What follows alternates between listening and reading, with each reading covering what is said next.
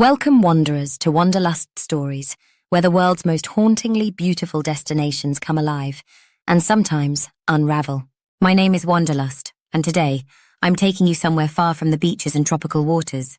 Instead, we're heading into the mountains of Thailand, to a place where the air is thinner, the trees grow taller, and silence is sacred.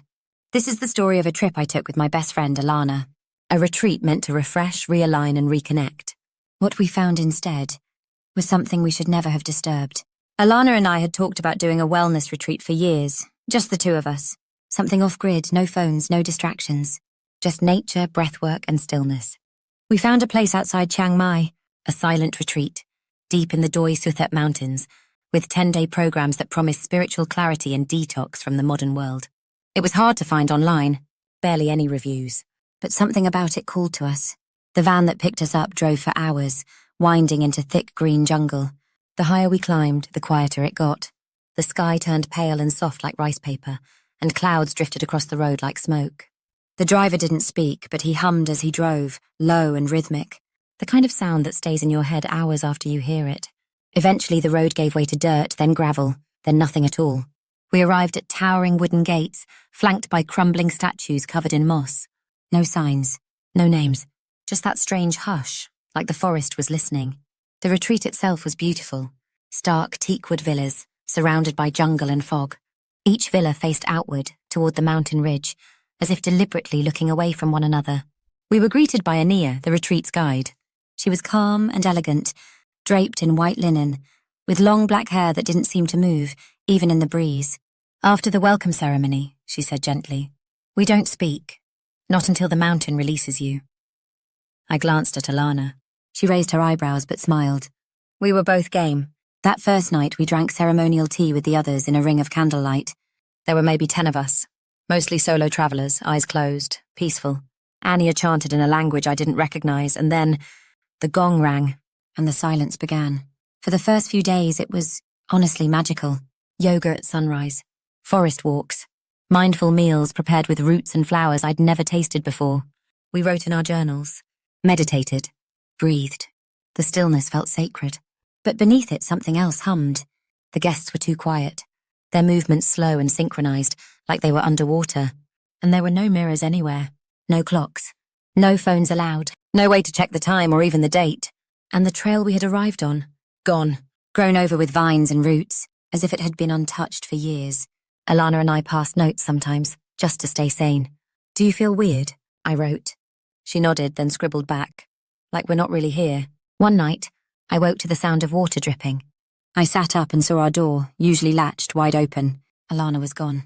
I ran barefoot into the courtyard. The fog was thick, silver under the moonlight. That's when I saw her standing in the garden, not moving.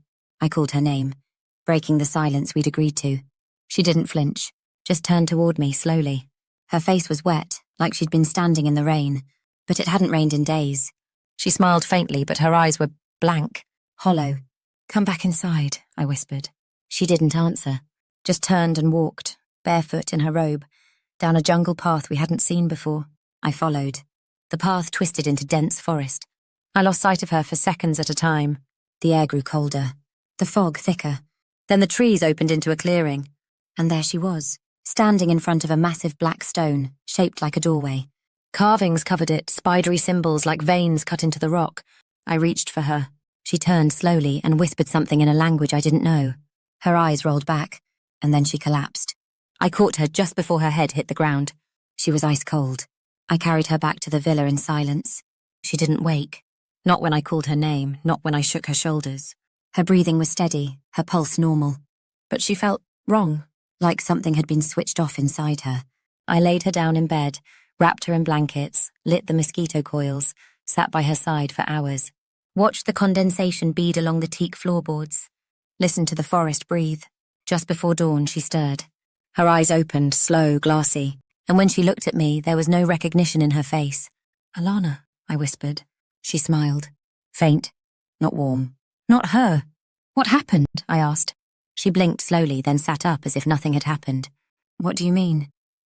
"You were outside, in the forest. You collapsed. Don't you remember?" She tilted her head slightly, then gave a soft laugh that sent a shiver down my spine. I went to the bathroom, she said, and then I came back to bed. She didn't remember the black stone, the path, the voice she spoke in. Not a thing. I wanted to believe her. God, I did. But later that morning I caught her doing something strange, mirroring me. I'd lift my glass of tea and she'd lift hers, not blinking. I'd write in my journal and she'd follow, writing nothing, just dragging the pen across the page. She never used to do that. That evening I found her standing in the centre of the courtyard, barefoot on the stone tiles, staring straight up into the sky. The fog had rolled in thick again, muting all colour. It was like standing in a dream, grey, quiet, infinite. I stepped out onto the deck. Alana! She turned to look at me, but her eyes were too wide, too fixed, and her mouth didn't move when she said, "You shouldn't have followed me." The words echoed, but her lips stayed closed. The next morning she was gone. Again. I searched the villa, then the gardens. I yelled for help, breaking the silence we had all agreed to. Still no one came. I pounded on Ania's door. No answer. Finally, I barged into the main hall. Empty. Completely empty. The cushions, the tea station, the incense holders, gone like they'd never been there. Just bare wood and a single gong, swaying lightly though no wind moved. Then I saw it. On the floor, where Ania used to sit, was a small square of paper folded like an offering. I picked it up with shaking hands. It was Alana's handwriting. "I am still here, but not where you're looking." The jungle howled outside. They said I was found alone on a road miles from the retreat site. No staff, no guests, no records of a program running there in over a decade. They told me I was confused, disoriented, that I had hallucinated after getting lost in the forest, that the woman I kept asking about, Alana Mercer, didn't appear on any flight manifest to Thailand, that she had never entered the country. I showed them the journal entries, her handwriting. They told me they were all written in mine. I still see her sometimes, in reflections, in crowds, in my dreams. She just stands there, barefoot, smiling, watching, waiting. So, fellow wanderers, if you ever take a trip deep into the mountains for silence, be careful what follows you home, because some places don't just change you, they replace you. Until next time, this is Wanderlust, reminding you, there are places in this world that feed on forgetting, and you might not notice you're gone until it's too late.